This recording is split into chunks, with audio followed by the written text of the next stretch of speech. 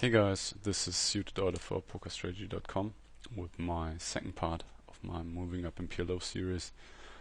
I chose to do another part of PLO 10 just because feedback was quite well, and some guys requested for more PLO 10 bits, and so I'm going to make two for each stake, and hopefully that way cover up all the stuff that's necessary to beat those limits.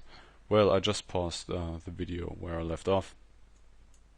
I definitely recommend, as always, to go watch the first part, just to pick up some reads and just the general content on PLO 10 and PLO in general, because in part 1 I also talked about choosing PLO as your first poker game and maybe the disadvantages of PLO in that aspect.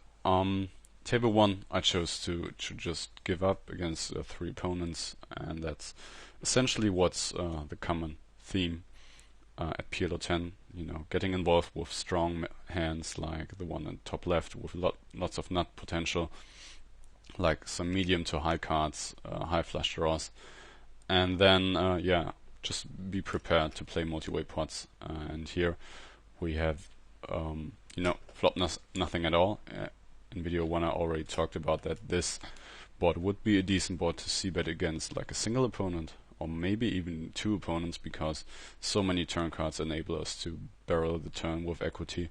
But against 3 opponents it's so likely that someone has like at least a king, and it's pretty tough to get people of top pair at these stakes, and that's generally not something we are trying to do often.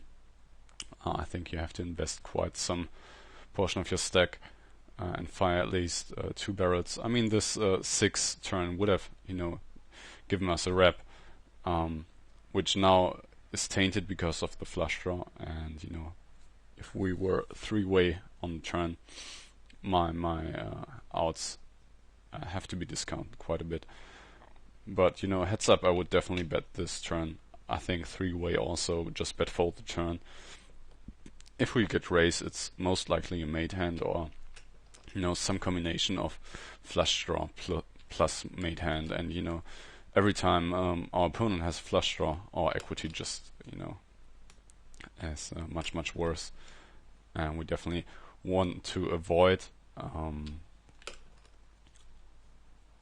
getting it in against the flush draw. And that's something beginning players often have trouble with. Playing straight draws on flush draw boards, or playing like draws on boards in general where our outs are not always to the nuts, and like draws on paired boards, for example. And you just have to be able to bet fold sometimes, and sometimes just take a passive line. What's very important is if you have something to go along, like a pair, which boosts your equity against like the flush draw quite a bit if you have the straight draw, and you should always watch out for that.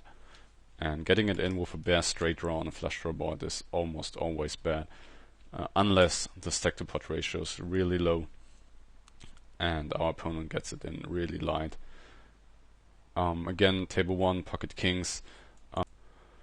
These are the hands we're essentially looking to play from first position.